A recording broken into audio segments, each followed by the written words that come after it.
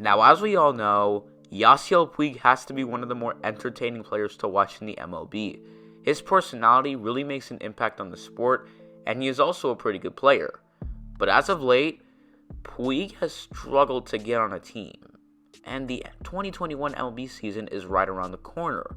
So, why is he struggling so much? How is everybody doing today? It's Sports Huddle back with another video, and today we're going to talk about Yasiel Puig and what's really going on with him and why is he struggling so much to get on a team. Let's not waste any time. Now let's get straight into it. Yasiel Puig began his career back in 2013, and he wasted no time proving to the Los Angeles Dodgers how good of a player he is. In 2013, in 104 games played, he had a .319 batting average with 19 home runs and 42 RBIs with 11 stolen bases. Puig played so well that he placed second for Rookie of the Year and 15th for MVP voting. No, I am not kidding when I say that. He actually placed 15th for MVP voting. So, Yasiel Puig went right to work after getting called up. Then in the year of 2014, at just 23 years old, Yasiel Puig would make the All-Star team for the first time in his career. He had a .296 batting average with 16 home runs and 69 RBIs with 11 steals. But Puig didn't just make the All-Star team that year. He also placed 19th in MVP voting. So 2 years in, and Yasiel Puig was proving to the Dodgers that he was practically irreplaceable for them. But then in the year of 2015, that's when the injuries came in. Puig dealt with a few injuries, which were all on his hamstring. His hamstring caused a lot of problems that year, as he went from playing 148 games last year to only playing 79. His stats were also pretty low, as he had a .255 batting average with 11 home runs and 38 RBIs. So 2015 wasn't the year where he could prove that much because of his hamstring. Then in the year of 2016, the hamstring injuries sadly continued for him. Luckily, it wasn't as big of a problem. He still managed to play 104 games in 2016. Having a .263 batting average with 11 home runs and 45 RBIs isn't the worst baseball he's ever played. But then, here comes 2017, and this was the year where Puig revealed some power in his bat. First off, Puig's hamstring became less of a problem. He played 152 games that year, and he would end up hitting a career high in home runs that he still holds today. He would have a .263 batting average with 28 home runs and 74 RBIs, and he stole 15 bases. It was obvious that when Puig is healthy, he's a beast. Then in the year of 2018, Puig ended up playing 125 games and had a .267 batting average with 23 home runs and 63 RBIs. That's pretty good. But one thing that occurred that year that wasn't the best for Puig was that he was working with a company called Waserman Media Group. If you're unfamiliar with them and who they are a sports marketing company, and they were Yasiel Puig's representative. And in the year of 2018, their relationship ended. They decided to part ways. So Puig would end up signing with the Beverly Hills Sports Council. Then during the offseason of 2018-19, a huge trade went down. On December 1st, 2018, Yasiel Puig, Matt Kemp, Alex Wood, and Cal Farmer were traded to the Cincinnati Reds for Homer Bailey, Jeter Downs, and Joshua Gray. Now this is going to be the first time Puig was on another team besides the Dodgers.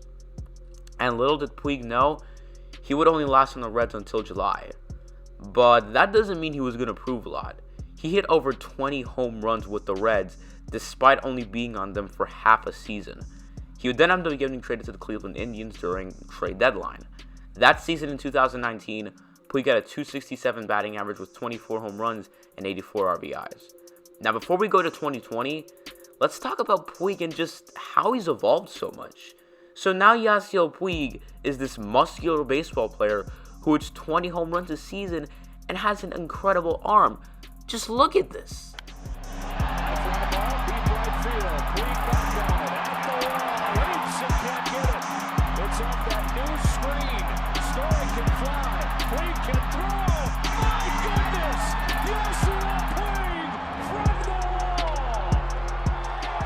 But even though Puig was evolving like this and playing this well, there was still a problem: his temper.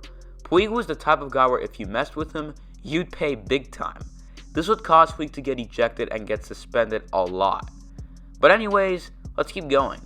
Here comes the year of 2020, and unfortunately for Puig, he did not sign with the team during the offseason.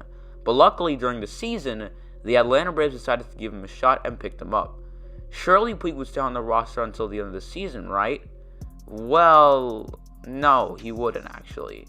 Puig would unfortunately get cut instantly as the Braves found out that he tested positive for COVID-19, and Puig would sadly miss the rest of the 2020 season. So due to COVID-19, Yasiel Puig couldn't play during 2020.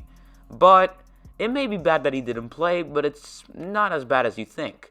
There were some players who did opt out, so that's understandable. But then here comes the 2020-21 offseason, and Puig started off this offseason by signing a new agent. He signed with Luba Sports. But even though he signed with a new agent, there was still another problem. And believe me, this is the reason why Puig has been struggling so much to get on the team. After some investigating from the MLB, they found out that Yasiel Puig sexually assaulted a woman. And his agent, Rachel Luba, has been trying to back him up on this and saying none of this is true. But unfortunately, that didn't matter. The MLB found out about something that he did, and it will definitely limit the chances of him getting on a team. Now, the MLB hasn't suspended him for this or done anything like that, but it's obvious that Puig is struggling to get on a team because just look at him right now. The MLB season is right around the corner, and he still isn't on a team. I want you guys to let me know down in the comments, do you think Yasiel Puig will find his way to get on a team still, even though the MLB has found out about this, or do you think he's not going to have any luck whatsoever?